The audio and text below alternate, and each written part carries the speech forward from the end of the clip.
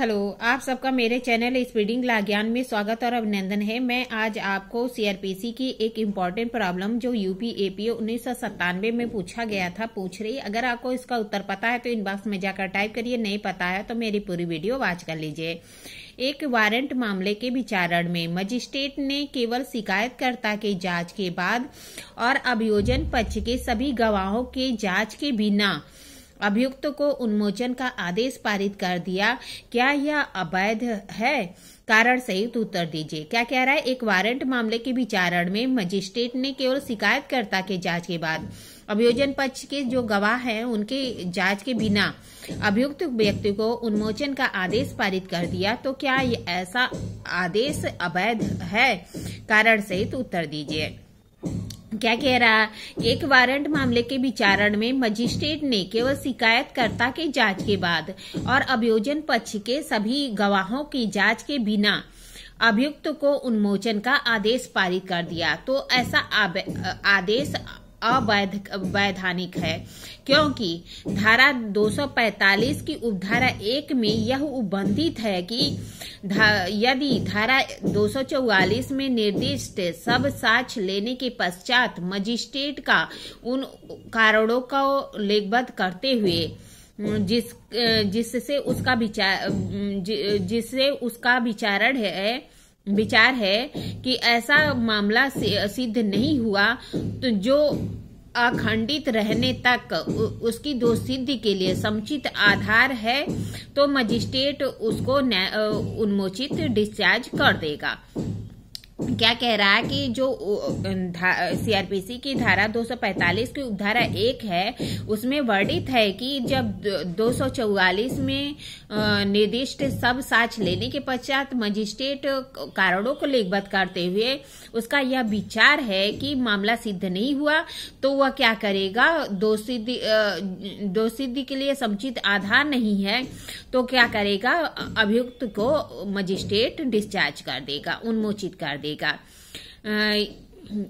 जबकि समुचित समस्या में मजिस्ट्रेट सिर्फ शिकायतकर्ता के जांच के बाद अभियोजन पक्ष के सभी गवाहों के जांच के बिना उन्मोचन का आदेश पारित कर देता है, तो ऐसा आदेश सही नहीं है, क्योंकि जो सीआरपीसी की धारा 245(1) है उसमें इसलिए यह वर्णित किया गया है कि अभियोजन के सब साक्ष्य लेने के पश्चात, क्योंकि मामला पुलिस रिपोर्ट पर आधारित नहीं होता है तथा मजिस्ट्रेट के पास प्रथम दृष्टया मामले को आगे बढ़ाने के लिए कोई दस्तावेज नहीं होता है।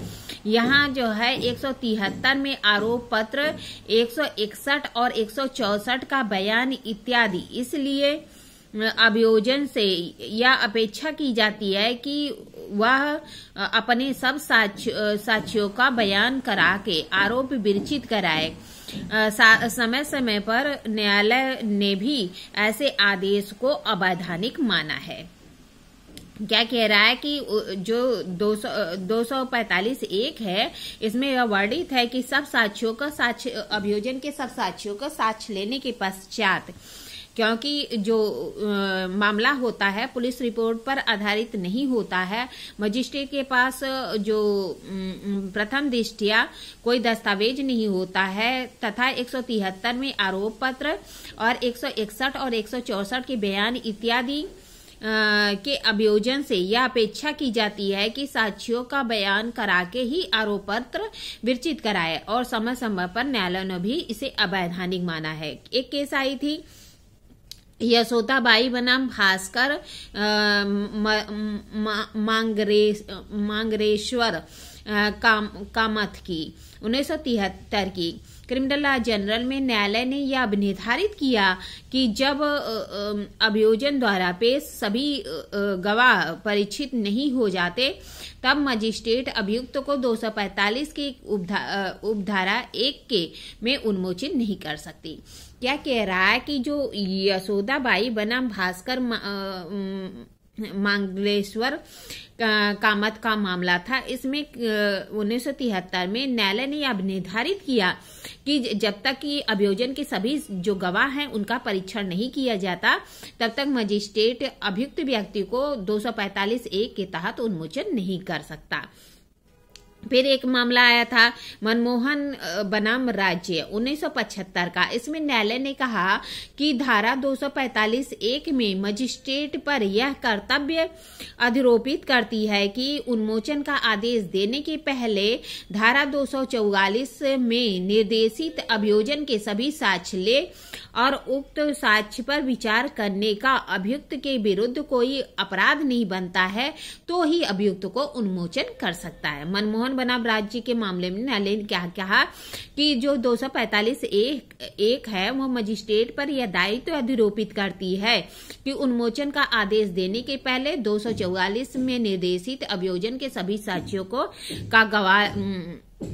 का एविडेंस लेने के पश्चात यह विचार करे कि कोई अपराध नहीं बनता है तभी वह अभियुक्त को उन्मोचन कर सकता है। फिर केस आया था राम स्वरूप बनाम हिम्मत शाह का। इसमें जो है 1964 का एक मामला था। इसमें माननीय उच्चतम न्यायालय ने कहा कि अभियोजन के सभी गवाह के परीक्षित किए बिना उन्मोचन का जो डिस्चार्ज का जो आदेश है वह इलीगल है, अवैध है। रामस्वरूप हिम्मतलाल वाले मामले में क्या कहा गया था? उच्चतम न्यायालय ने कहा कि अभियोजन के सभी गवाह के परीक्षित किए बिना अगर डिस्चार्ज का आदेश दिया जाता है तो वो इलीगल है, अर्थात अवैध है।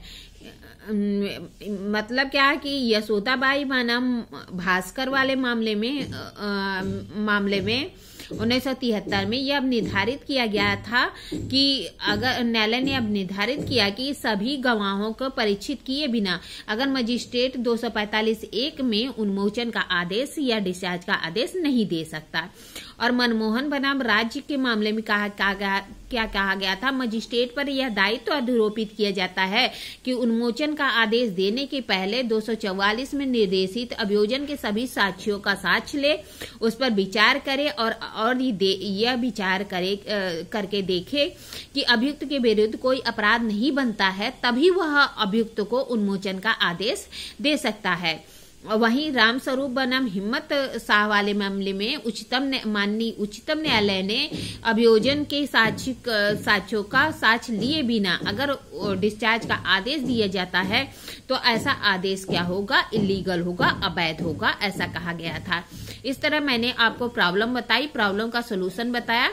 ऐसी ही अच्छी प्रॉब्लम के लिए मेरा चैनल सब्सक्राइब करिए, लाइक और कमेंट करिए। ठीक है, धन्यवाद, थैंक यू।